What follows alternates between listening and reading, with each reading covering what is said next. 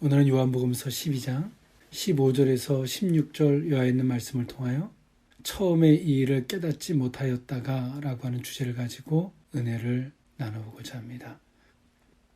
우리가 어떤 사물을 바라보는 식견, 아는 만큼 볼 수 있고요. 생각하는 만큼 볼 수 있고요. 그것을 품은 만큼 볼 수 있죠. 우리가 그 분야에 대해서 해당 지식이 없다면 아무리 그것을 봐도 그에 대한 소중함 내지는 그것을 깨달을 수 없을 것입니다. 이와 같이 신앙도 마찬가지입니다. 신앙도 하나님을 아는 만큼 하나님의 뜻을 품은 만큼 보이죠. 그리고 우리는 하나님의 식견 안에서 그 모든 것들을 바라볼 수 있는 안목이 있을 때에 우리는 우리가 바라보는 것, 우리가 겪는 이 모든 것들을 인하여 시험에 들 거거나 혼란스러워할 일이 아니라 하나님의 일에 가심의 섭리, 원리를 분명히 알아서 보다 더 확고한 신앙, 보다 더 분명한 믿음을 갖게 되는 계기가 될 줄 믿습니다. 네, 오늘 이 본문에 있는 말씀, 고난주간 중에 첫째 날, 즉 주일에 일어난 사건입니다. 우리는 이 승리에 찬 예루살렘 입성 모습에서 스가랴 9장 9절에 대한 예언의 성취의 말씀을 볼 수 있는데요. 스가랴서 9장 9절에 시온에 따라 크게 기뻐할지어다. 예루살렘에 따라 즐거이 부를지어다. 보라, 내 왕이 내게 임하시나니 그는 공의로우시며 구원을 베푸시며 겸손하여서 나귀를 타시나니 나귀의 작은 것 곧 나귀 새끼니라 라고 말씀하셨습니다. 오늘 예수님은 예루살렘의 입성은 이와 같이 스가랴 9장 9절의 예언의 성취임을 발견할 수 있습니다. 메시아이신 그분은 왕적 위엄을 드러내기 위해서 말을 타고 자신의 도성으로 입성하신 것이 아니라 겸손의 상징으로서 나귀를 타고 예루살렘에 입성하시게 됩니다. 결국 이러한 예수님의 모습은 메시아로서 자신의 신분을 공개적으로 선포하심과 아울러 임박한 십자가 고난과 죽음에 대한 상징적 표현을 동시에 드러난다라고 볼 수 있습니다. 이처럼 예수님께서 나귀를 타고 예루살렘에 입성하신 이 사건은요, 이 당국자들은 예수님께서 유월절을 지키기 위해서 예루살렘에 입성하는 즉시 예수님을 체포하려고 했으나 이 백성들의 소동함으로 부득이 자신들의 시간 계획을 변경해야만이 됐습니다. 예수님께서 예루살렘에 입성하시는 이 사건은 백성들은 겉옷을 바닥에 펴고 종려나무 가지를 흔들면서 호산나라고 외쳤습니다.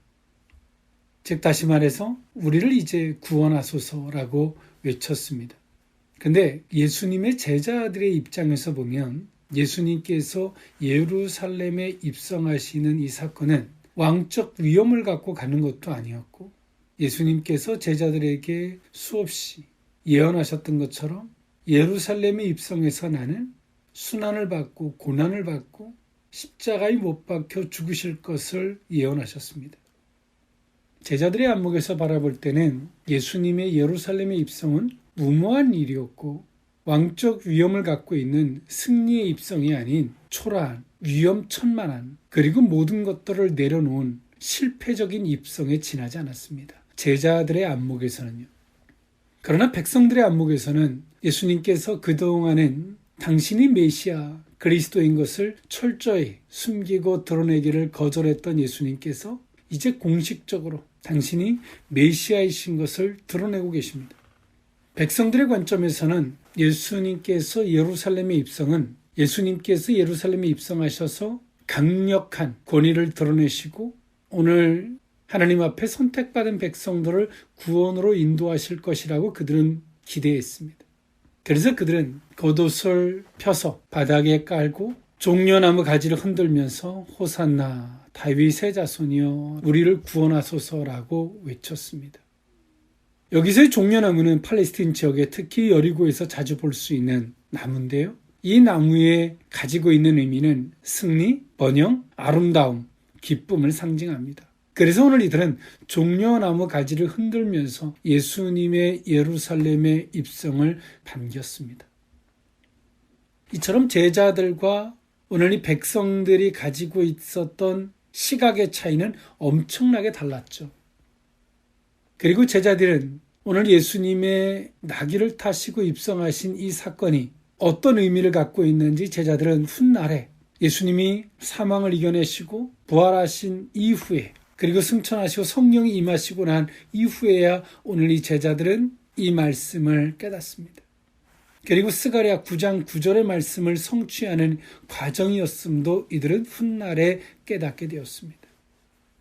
오늘 우리들의 삶도 마찬가지입니다. 우리들의 삶도 지금 당면에 있는 현실, 일반적 시각으로 보면 때론 혼란스럽고 어렵고 고통스러울 수 있고 때론 무모한 일처럼 보일 수가 있습니다. 하나님이 우리를 인도하심이 말입니다. 근데 어느 시간이 지나고 나면 하나님께서 우리를 승리의 자리를 이끌었을 때 그때의 그 과정이, 그때 왜 그렇게 하셨는지를 깨닫게 될 때가 오죠. 그때가 되면 우리는 고백할 겁니다. 오늘 우리는 혼란스럽고 어려웠지만 그때가 되면 그래서 그러셨구나. 하나님의 인도하심이 이런 의미가 있었구나 라고 하는 것을 깨닫게 될 것입니다.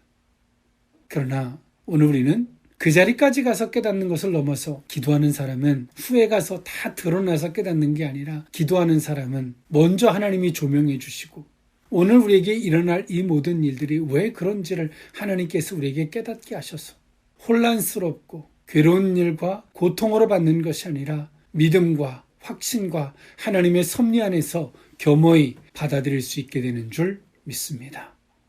처음에 이를 깨닫지 못하였다가 그 의미를 세 가지로 나누어 살펴보고자 합니다.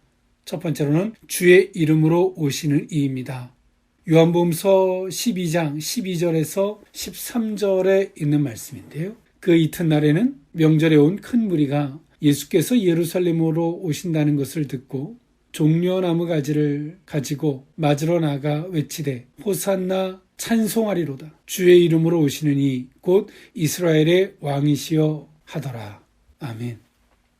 실상 오늘 예루살렘의 명절을 지키려고 모였던 이 백성들은 예수님께서 예루살렘에 입성하심에 있어서 오늘 이들은 종려나무 가지를 흔들며 호산나 찬송하리로다. 주의 이름으로 오시는 곧 이스라엘의 왕이시여라고 그들은 외쳤습니다. 그런데요, 며칠 지난 후에 오늘 이들은 돌변하여 유대인들의 종교 지도자들이 말하는 관점, 그 방향에 미혹되어져서 예수님을 십자가에 못 박혀 죽는데 동참합니다. 지금은 이들은 자신들이 냉정하게 예수님이 일으키셨던 기적, 이적, 표적들, 그분이 하셨던 말씀들, 이 모든 것들을 객관적으로 바라보며 그분이 호산나 우리를 구원할 자이며 오늘 이분은 주의 이름으로 오시는 분이시고 곧 이분은 이스라엘의 왕이라고 생각했던 이들, 며칠 후에 이들은 종교 지도자들이 말하는 논점에, 그들이 말하는 방향에 자신의 식견을 팔아버립니다. 좋게 표현하면 미혹이고 정말 냉정하게 표현하면 자신이 보고 듣고 깨달았던 주님에 대한 모든 식견을 종교 지도자들한테 싸그리 팔아먹습니다. 그리고 이들은 예수님을 십자가에 못 박혀 죽는 일에 동참하죠. 우리 각자가 주님을 경험하는 게 있습니다. 우리가 성경을 통해서 정도 안에서 보고 배우는 하나님도 있고요. 우리가 각자가 또 하나님을 경험하는 것들이 있습니다. 그 속에서 하나님은 누구시다라고 하는 우리 속에 저마다의 이 개념적 정의가 있습니다. 그런데 때론 사단이, 때론 주변에 그릇된 이들이 가지고 있는 그런 논리들에 의해서 나에게 지금까지 대우셨던 선한 그 신실하신 하나님, 모든 사람들이 나를 모른다 할지라도 내 손을 조용히 붙잡아 주셨던 그 주님을, 그 모든 것들을 싸그리 팔아버리는 거예요. 오늘 예루살렘에 모였던 이 백성들과 같이 우리 또한도 며칠이 가지 못하고 누군가의 말하는 논리에 의해서 때론 사단의 미혹들로 인하여 내가 만난 성경에서 우리에게 일깨우셨던 그 하나님에 대한 모든 것들을 가감없이 팔아버리는 일들을 우리는 수없이 하고 살아갑니다. 정말 안타까운 일이고 가슴 아픈 일입니다. 그러므로 그 복음이 예루살렘을 떠나서 이방으로 갔던 것처럼 우리는 그 어리석은 일들을 반복하면서 은혜의 자리에서 점점 멀어져가는 그 어리석음을 우리는 자초하기도 합니다. 며칠 전으로 돌아가서 오늘 그 예루살렘에 모였던 그 백성들은 종려나무 가지를 흔들며 예수님을 환영하죠. 자신들의 겉옷을 펴서 지극히 높은 왕의 위엄과 또 그 앞에서의 겸손, 또 그분을 높이는 표현으로서 겉옷을 바닥에 펴며 그분을 맞습니다. 그리고 오늘 이들은 이스라엘의 왕이시다라고 하는 표현과 주의 이름으로 오시는 이라고 예수님을 지칭했습니다. 즉 예수님은 그냥 오신 것이 아니라 일반적 선지자를 넘어선, 오늘 이들이 이러한 표현은 선지자를 넘어선 메시아 그리스도에 대한 표현이죠. 그리고 이스라엘 백성들이, 유대인들이 그렇게 갈망하던 메시아 구원자에 대한 동일된 시각으로 예수님을 바라보고 있습니다. 그전까진 예수님을 뛰어난 선지자라고 여겼던 이들이 오늘 예수님이 예루살렘에 입성할 때 예수님을 예수님으로서 온전히 보는 이 놀라운 일들이 있죠. 그리고 이들의 표현을 보면 주의 이름으로 오시는 이라고 예수님을 지칭했습니다. 즉 하나님의 약속과 그 말씀에 의해서 예수님이 오셨음을, 언약의 성취자로 오셨음을 오늘 이들은 고백하고 선포하고 있는 것입니다. 예수님을 일반적 선지자로 봤다면 우리 인간과 인간에 대한 이 동일시한 개념이 존재했지만 주의 이름으로 오시는 이, 주의 말씀과 그 약속의 성취하러 오셨던 그 예수님을 이처럼 표현하고 있다라고 하는 것은 놀라운 것입니다. 이처럼 예수님은 이 땅에 오신 것이 당신의 의지나 당신의 뜻과 생각을 관철시키러 오신 것이 아니라 아버지의 뜻을 가시고 아버지의 의지에 의하여 예수님이 이 땅에 오셨고, 예수님이 이 땅에 오셔서 하나님 아버지의 뜻을 나타내시고 이루시는 그 사역을 하신 분이신 줄 믿습니다. 우리는 종료주의를 맞이하며 우리가 가져야 할 예수 그리스도의 발자취를 밟는 제자된 성도들의 삶은 오늘 이와 같이 이제는 우리의 길을 걸어가는 것이 아니라 그분의 뜻과 그분의 주장하심과 그분의 의도하심을 따라 걸어가는 우리들의 발걸음이 되어야 할 줄 믿습니다. 또한 오늘 우리들의 감사는 우리가 하나님을 인정하고 하나님을 의식하고 내게 대우셨던 하나님을 기억할 때, 의식할 때 우리의 신앙은 감사의 발걸음이 될 수 있습니다만, 세상이 말하는 논리, 사단이 우리를 현혹하는 그 방향, 우리는 그 방향대로 생각하고 그 의식을 쫓아갈 때 우리는 감사가 아니라 원망과 불평을 넘어서 다시금 예수 그리스도를 십자가에 못 박혀 죽게 하는 그 자리에 설 수 있다는 사실을 기억하는 저와 여러분일 수 있기를 원합니다. 처음에 이 일을 깨닫지 못하였다가 두 번째 의미는 시온 따라 두려워하지 말라입니다. 요한복음서 12장 14절에서 15절에 있는 말씀인데요.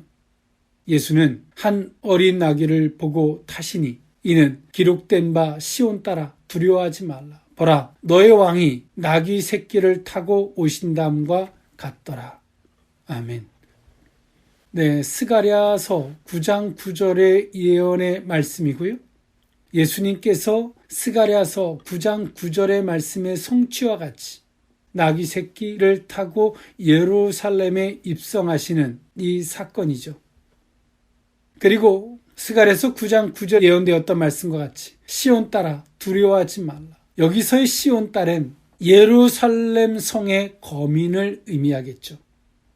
예수님은 그들에게 말씀하십니다. 예수님이 어린 나귀를 타시고 그렇게 입성하시는 이것은 제자들의 관점에서 보면 초라한 것이고 실패한 것이고 죽음의 화염으로 뛰어드는 모습이었습니다. 근데 도리어 예수님은 시온 따라 두려워하지 말라라고 말씀하고 계십니다. 왜 두려워하지 말라라고 말씀하셨을까요? 너희들이 바라보는 그 식경과 같지 않다는 겁니다. 너희들이 바라보는 그 논리와 같지 않다라고 말씀하시는 겁니다. 예수님이 예루살렘에 입성하시는 이 사건은 하나님의 구속사를 이루시는 방편이고요. 구약의 스가랴서 9장 9절의 예언의 성취의 말씀의 과정이며, 오늘 예수님이 이렇게 예루살렘에 입성하시는 것은 장차 십자가에 못 박혀 죽으셔서 온 인류를 구원하시고자 하시는 당신의 뜻의 과정인 줄 믿습니다. 그러나 제자들은, 예수님을 추종하는 많은 사람들은 예수님이 예루살렘에 입성을 초라한 것으로, 하나의 실패로서 죽으시러 가시는 그 발걸음으로 뿐이 인지할 수 없었다는 것이죠. 그러면 우리는 우리에게 일어나는 일들, 하나님이 우리를 이끌어 가시는 그 방편들에 대해서 어떤 시각으로 바라봐야 되는지를 우리는 겸허히 기도할 필요가 있습니다. 우리의 시각과 우리의 관점으로 바라보면 예수님은 죽으시러 가시는 겁니다.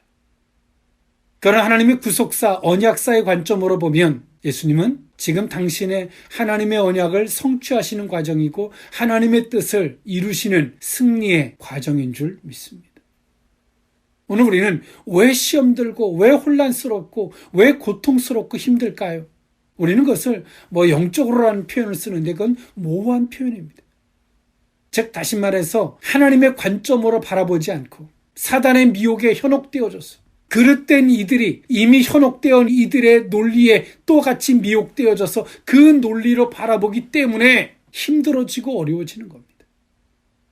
우리는 우리의 시선으로 모든 것들을 바라볼 수 있어야 됩니다. 하나님이 우리에게 주셨던, 우리를 만나 주셨던, 우리를 택해 주셨던, 우리에게 약속해 주셨던 그 관점으로 바라봐야 되는 것입니다.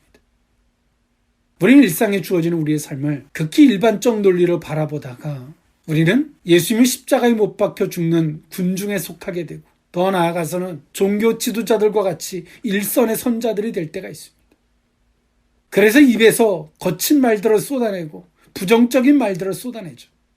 우리는 그 말들을 하지 않으려고 노력하는 것이 아니라 하나님이 이 모든 일들을 일해 가시는 것을 하나님의 관점으로 볼 수 있도록 하나님, 이런 일들은 어떤 관점으로 봐야 되는 것인가요? 하나님의 구속사, 뜻하심 안에서 하나님, 이 모든 일들은 우연히 없을진데 이것을 어떤 시각으로 바라봐야 되는 것인가요? 라고 하는 겸손의 시각으로 주님께 물어야 됩니다. 그렇게 될 때 우리는 확고한 신앙으로 주님이 하시는 일을 바라보게 될 줄 믿습니다. 예수님은 그 예루살렘에 입성하시면서 나귀 새끼를 타시고 입성하셨습니다. 출애굽기서 13장 14절에는요. 그 나귀는 부정한 동물로 판정되어져 있습니다. 근데 오늘 예수님께서는 그 나귀보다 못한 그 새끼를 타시고 예루살렘에 입성하십니다. 이때 당시의 나귀는요. 팔레스틴에서 수송용으로 이용되던 가장 흔한 짐승이었습니다. 또 그 가운데서 예수님이 새끼를 타시고 입성하신 것은 예수님의 겸손과 또 섬김의 자세를 나타내 준다라고 볼 수 있습니다. 오늘 예수님은 예수님께서 이렇게 예루살렘에 입성하시는 걸 보면서 시온의 딸, 예루살렘의 거민이기도 하고요. 더 나아가서 예수님을 추종했던 그들을 향해서 예수님 말씀하십니다. 시온 딸아 두려워하지 말라. 하나님의 백성들이여 두려워하지 말라. 오늘 우리 속에 두려움이 깃드는 이유가 무엇일까요? 내일이 불확실하기 때문에 오는 두려움? 그건 세상 사람들이 말하는 논리입니다. 현실, 한계에 부딪힌 결과, 또 세상 사람들이 말하는 논리입니다. 하나님께서 오늘 이 현실을 또 불확실한 그 내일을 하나님은 1.1핵이라도 틀리지 않는 분이신 줄 믿습니다. 하나님의 안목에서 보지 않기 때문에 우리 속에 두려움이 깃드는 겁니다. 그 두려움이 하나님을 의심하게 하고 하나님을 향해서 혼란하게 하고 그 두려움이 종국에는 하나님을 버리게 하는 것입니다. 우리 속에 두려움이 조금이라도 있다면 속지 마십시오. 내일 내가 이 기가 막힌 현실에서 어떻게 해야 할지 몰라서 이래서 저래서 그래서 그 현실을 개선하기 위해서 기도하고 다 속고 있는 겁니다. 하나님의 관점에서 오늘을 바라보고 내일을 바라볼 수 있어야 합니다. 그럴 때 오늘 우리는 하나님이셨구나. 때론 그릇된 길로 갈 때 나를 회초리를 때리셔서라도 나를 올바른 방향으로 이끄시는 하나님이셨구나. 나를 깨뜨리셔서 당신의 뜻에 순종케 하시는 하나님의 방법이셨구나. 오늘 주님의 안목에서 모든 것들을 바라볼 때 우리 속에서 두려움이 사라집니다. 이것이 무엇입니까? 하나님의 주권입니다. 주권. 예수님은 나귀 새끼를 타시고 예루살렘에 입성하시면서 예수님을 추종하던, 예수님을 아끼던 사람들이 예수님을 바라보시면서 안타까워하고 이제 당신이 죽으시러 가시겠다라고 가시는데 제자들이 얼마나 안타까웠을까요? 얼마나 피가 말랐을까요? 그건 그들의 시각이죠. 그들의 잣대입니다. 그들의 식견입니다. 예수님은 그들에게 시온 딸아 두려워하지 말라. 우리가 보편적으로 모든 걸 해결해 줄게 라고 하는 막연한 논리를 넘어서 하나님 안목에서 보라는 겁니다. 너희들의 안목에서는 두려워할 만한 실패처럼 보이지만 하나님 안목에서는 승리입니다. 기쁨이고 영광이고 구원의 성취입니다. 우리는 종료주일을 맞이하여 예수님이 예루살렘에 낙이 새끼를 타시고 입성하시는 것을 어떤 시각으로 바라봐야 되는가? 오늘 그들을 향해서 예수님이 시온 따라 두려워하지 말라라고 말씀하셨던 것처럼 오늘 우리는 하나님이 때론 성도들에게, 때론 교회에, 하나님이 택하신 이 민족에게 하나님이 일하심, 그 논리를, 그 과정을 우리가 어떤 시각으로 바라보고 있는지 한 번쯤 되새겨볼 수 있기를 원합니다. 처음에 이 일을 깨닫지 못하였다가 마지막 세 번째 의미는 영광을 얻으신 후에야입니다. 요한복음서 12장 16절에 있는 말씀인데요. 제자들은 처음에 이 일을 깨닫지 못하였다가 예수께서 영광을 얻으신 후에야, 이것이 예수께 대하여 기록된 것임과 사람들이 예수께 이같이 한 것임이 생각났더라. 아멘. 예수님은 종전까지만 해도 당신이 메시아, 그리스도인 것을 당신이 기적의 수혜자들 앞에, 이적의 수혜자들 앞에 잠잠하도록, 함부로 이야기하지 못하도록 입단속을 시키셨습니다. 그런데요, 이제 예수님은 공개적으로 모든 사람들이 보도록 예루살렘에 당당하게 당신이 메시아로서, 이스라엘의 왕으로서 입성하고 계십니다. 예수님이 예루살렘의 입성 앞에서도 두 가지의 시선이 있었다는 말씀을 드렸습니다. 막연히 기대했던, 당신의 자신들의 방법대로 구원해 주기를 바랬던 예루살렘에 모여 있었던 백성들, 그리고 예수님이 십자가에 못 박혀 죽으시러 가시는 그것을 바라봤던 예수님의 제자들의 모습들, 대조적이었죠. 또 한편에서 하나의 더 시각이 있다면 유대의 종교 지도자들이 예수님을 잡아 죽일 것을 기대함으로 예수님이 예루살렘의 입성을 바라보고 있습니다. 그런데요, 오늘 이들의 다양한 시선들, 우리는 저마다의 시선들이 있습니다. 저마다 갖는 생각들이 있습니다. 우리는 그것을 다 충족해 줄 필요가 없어요. 나는요, 내가 보기에는요, 가만히 내버려 두세요. 시간이 지나면 다 깨닫게 됩니다. 어떤 사람들이 나는요, 내가 보기에는요, 그것을 충족시키려고 많은 말을 하다 보면 때론 그 사람 논리의 편에 서서 같이 미혹받고 같이 시험 들어서 병들 때가 있습니다.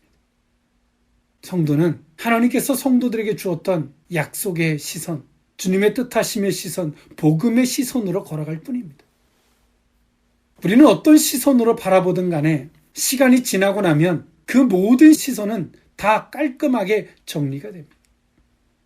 가룟 유다는 그 순간에 주님을 배반하며 주님을 팔아넘길 때 그는 자신의 선택이 옳다라고 생각했습니다.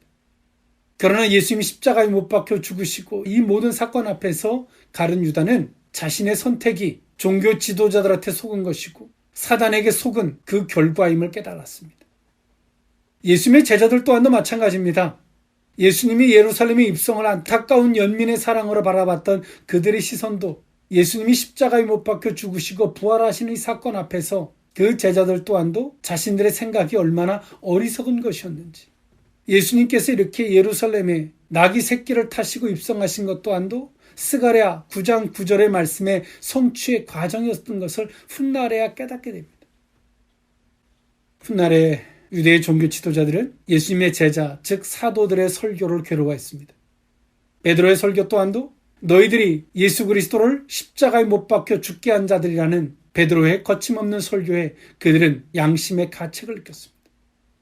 그리고 그들은 그것을 받아들인 사람도 있고 받아들이지 못한 사람도 있습니다. 우리는 하나님께서 인도해 가시는, 하나님께서 때론 지지고 볶게도 하시고 낮추기도 하시고 하시지만 하나님은 낮추기만 하시는 분이 아니라 높이시기도 하시는 분이신 줄 믿습니다. 당신의 영광과 그 이름을 드러내실 때에 설명이 필요 없습니다. 이해와 납득이 필요 없습니다. 그 눈으로 스스로 목격하는 것입니다. 사랑하는 성도 여러분, 우리는 누군가를 이해시키고 납득시키고 설명해서 그래서 그리고 그런데 그래서 이렇습니다 라고 살아가는 존재가 아닙니다. 우리에게 주어진 하나님, 그 약속과 말씀과 뜻하심을 향해 그 길을 걸어가는 겁니다. 그리고 그 뜻하심이 드러나는 그날에 자신들의 선택이, 자신들의 결과가, 자신들이 그때 어떤 계산들을 했고 무엇을 했고 이 모든 것들이 드러나는 그날에 스스로 알게 되는 겁니다. 자신의 치부를, 자신의 선택이 옳았음을, 내가 그때 왜 그랬는지를 다 알게 됩니다. 하나님이 드러내시는 그날에 모든 것들을 다 알게 되는 그날이 오거든요. 종려주일에 예수님이 예루살렘의 입성을 가지고 저마다의 시선과 잣대를 바라보지만 그 결과는 며칠이 못 돼서 자신들이 바라보는 시선과 생각과 판단이 어떠했는지를 다 드러내지게 되었습니다. 제자들 또한도 마찬가지죠.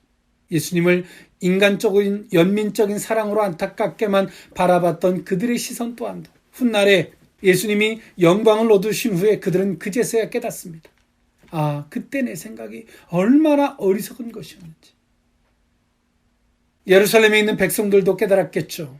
호산나, 주의 이름으로 오시는 이여 우리를 구원하소서라고 외쳤던 그들이 며칠이 못 돼서 종교 지도자들한테 현혹되어져서 예수님을 십자가에 못 박혀 죽으라고 아우성쳤던 그들. 며칠이 못 돼서 그 결과물을 그들은 자신의 손 앞에, 자신의 시선 앞에 주어지게 됩니다. 그리고 자신들이 얼마나 어리석었는지를 알게 되죠. 이런 어리석음은 훗날에 이 복음은 이방으로 가는 계기가 됩니다. 유대 지역을 위해서 왔지만 유대 지역을 넘어서 이방으로 가는 계기가 되었습니다. 오늘 하나님께서 우리에게 주어지게 해주시는 은혜가 있습니다.